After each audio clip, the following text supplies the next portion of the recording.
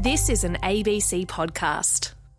Well, last year I had the opportunity to go through 2 quarantine periods, so I could travel from Melbourne to Canberra.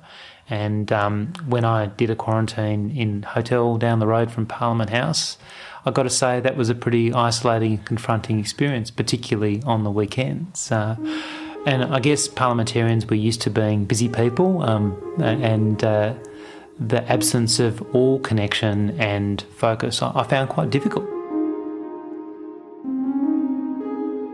Because of the pandemic, especially in 2020 when many state borders were shut, a lot more of us than usual have recent experience of feeling lonely. And now with a new group being set up in the Parliament, loneliness finally officially has some friends. So how big a problem has loneliness become? And what are its new companions planning to do about it? I'm Stephen Smiley, and today on The Signal, please do keep me company as we hear about solitude, isolation, and how to fight loneliness.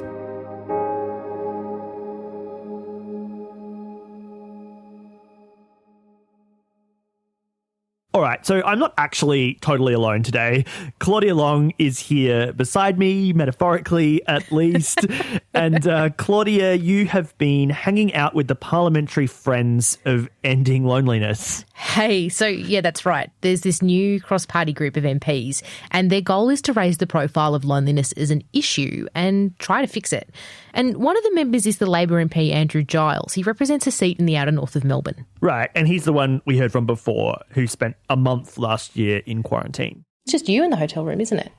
Just me and 3 meals to structure my day. So, a lot of thinking time, and I did find that a really challenging and also frustrating, because it's a luxury we often talk about having time to ourselves, and yet the absence of connection affected me more than I wanted it to.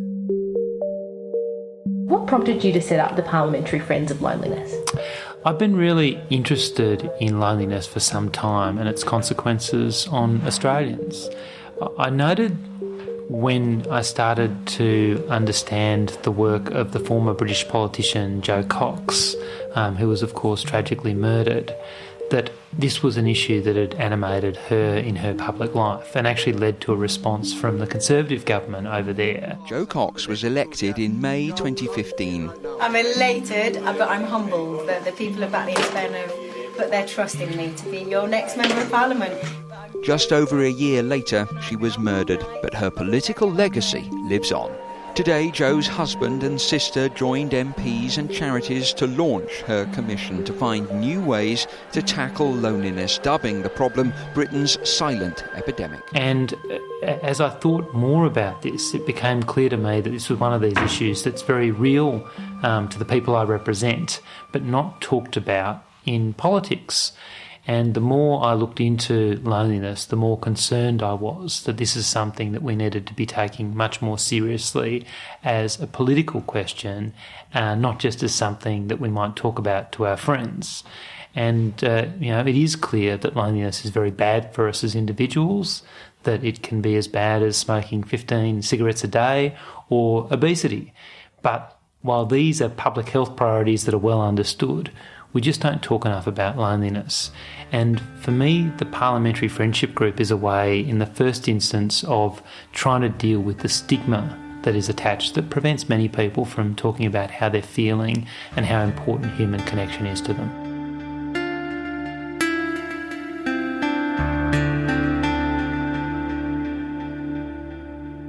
Loneliness is probably one of the biggest public health issues of the 21st century. This is Fiona Martin. She's a Liberal MP from the inner west of Sydney, and she's another parliamentary friend of Ending Loneliness. The group's officially being launched today. Well, I'm very interested in mental health issues as a psychologist. Prior to coming to Parliament, I practiced as a psychologist for approximately 20 years, and having worked in this space for longer, in fact. And I, loneliness has huge impacts on people's not only mental health but also their physical health, and it's an issue that is a health issue for people across the lifespan, not just for our elderly. So I think it's a very important issue to tackle, and I'm very much an advocate of early intervention and prevention, and I think that this Parliamentary Friendship Group can do a lot of good in steering the policy agenda on this issue.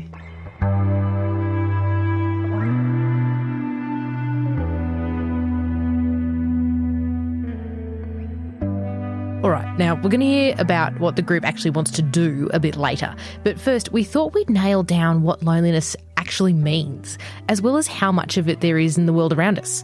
Quite a bit, I'd imagine.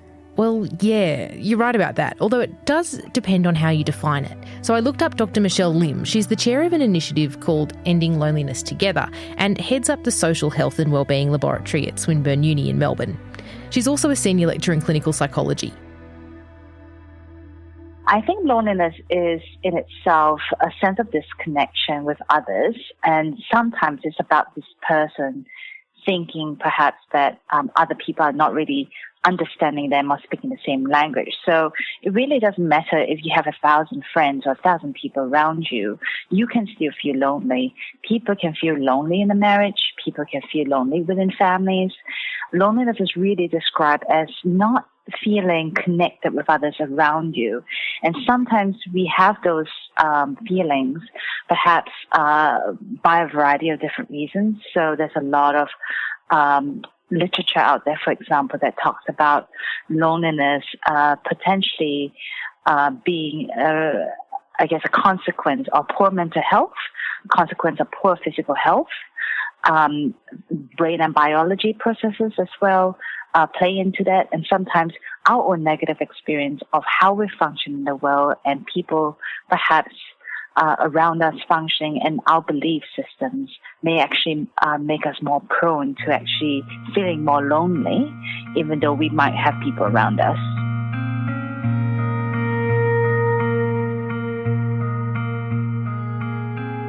Right, so on the flip side, I could be completely physically alone and not feel lonely at all.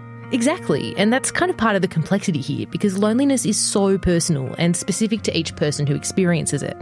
You can live by yourself, or you can, be in a remote part of Australia, but you may feel connected and satisfied with your current relationships. Again, it's not about the quantity so much as it's more about quality of relationship and how you feel you are in relation to others in the relationships that you hold. And when people tell you that they have a good understanding of loneliness, how often are they actually right? I think that we have a long way to go in terms of rectifying what that word means. Because at the moment, when I say the word loneliness, very often people would deny that they've ever experienced loneliness. And to deny that is actually to deny being human. Loneliness is baked into our DNA, and it's as human and as an intrinsic need as feeling hungry and feeling thirsty. Feeling lonely is a signal for us to reach out to other people, to harness the social network around us in order to help us so that we can thrive and flourish.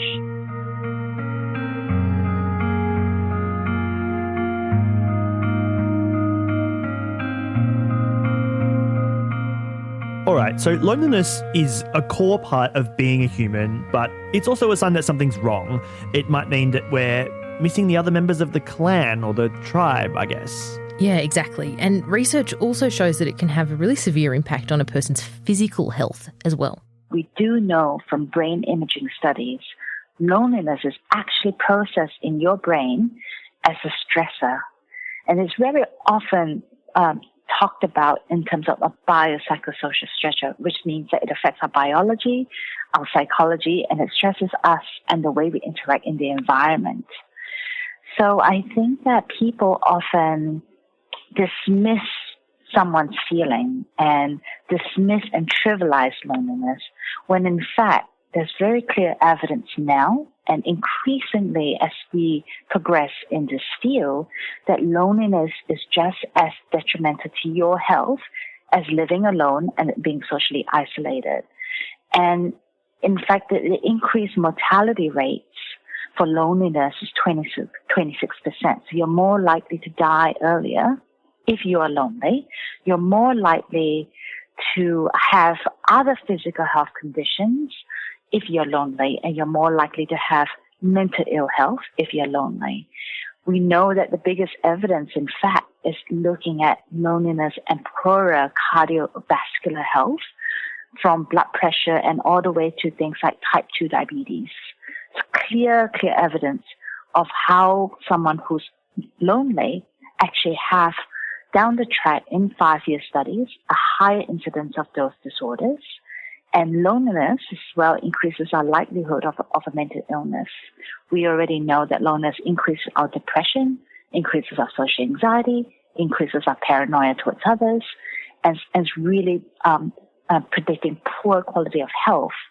But yet, people continue to ignore loneliness as a valid antecedent to poorer health.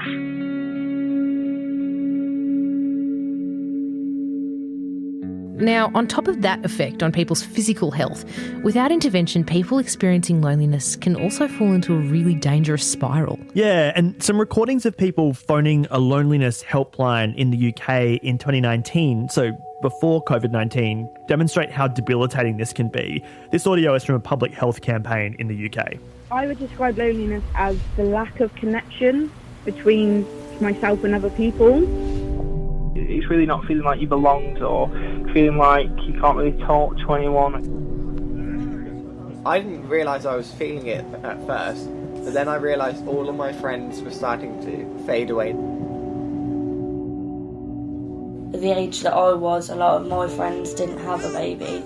People stop asking you to do things, and then eventually they just disappear.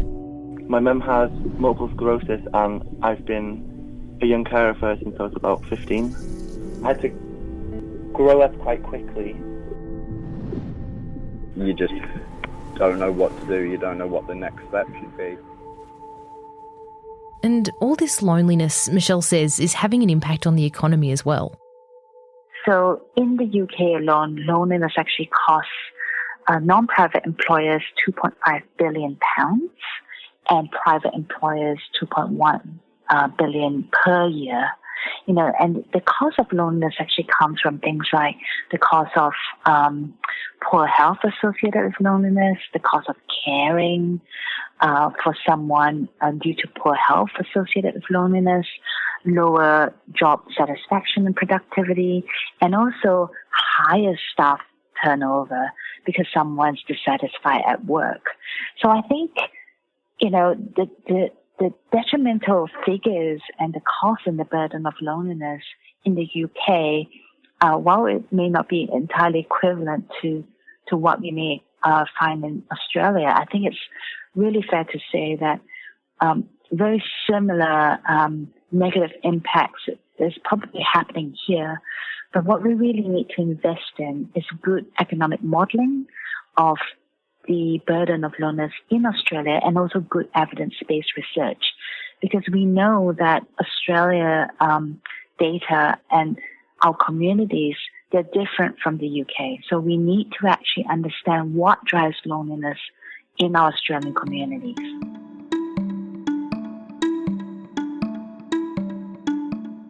Now, as Michelle says, it is difficult to say definitively how well societies like the UK compare to Australia.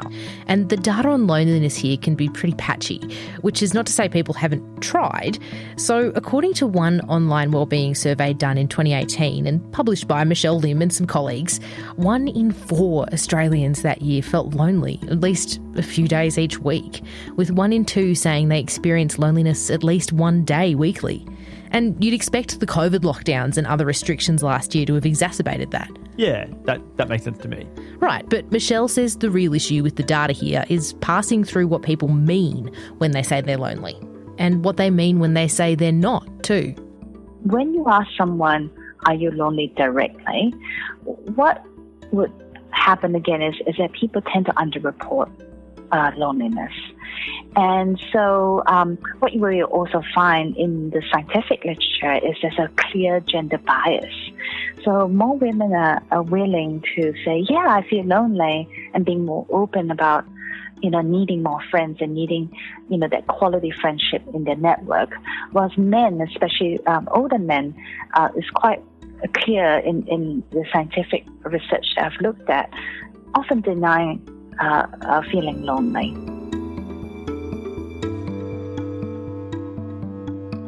So the word loneliness in itself comes with a lot of stigma. So when you do ask people if they're lonely, more often than not, they will deny it. It's very similar to some of the experiences that we may have had in using the word depression before. People think that loneliness is a bad word. It says something about the person that feels lonely. It says something that there's something wrong with you. People don't like you because you're a loser. It must be that you are a burden to other people. And this neediness that people perceive lonely people to have is often rejected. And then the lonely person feels even more rejected within those social networks. So, that whole idea of, I don't want to say I'm lonely, even though I feel lonely, is a very common experience.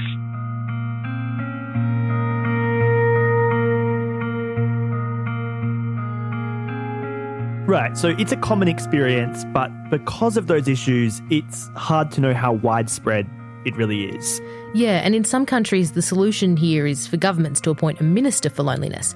That happened in the UK in 2018. We will create a new dedicated fund that will see government working with charities, foundations and others to stimulate innovative solutions, provide seed funding for community initiatives and scale up existing projects.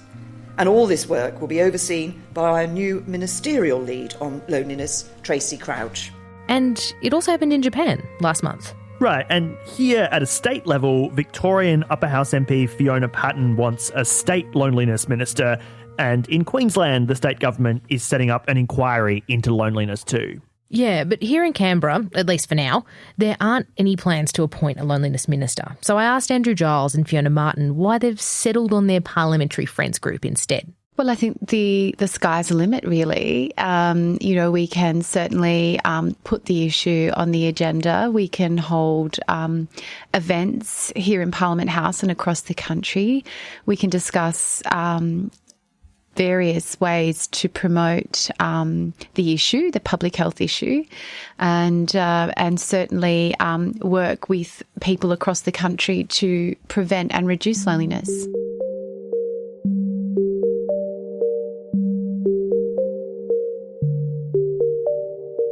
I think having a group of parliamentarians to come together to say that this is something that really matters to them, I hope is a signal to the wider community that's helpful in that regard.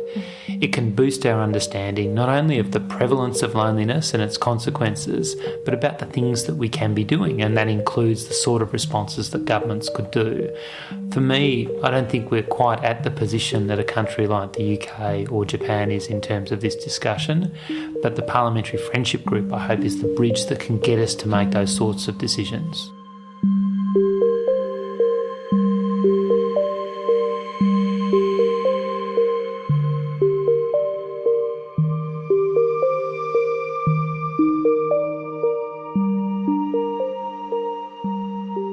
That's the signal for today. Thanks for keeping me company, Smiley.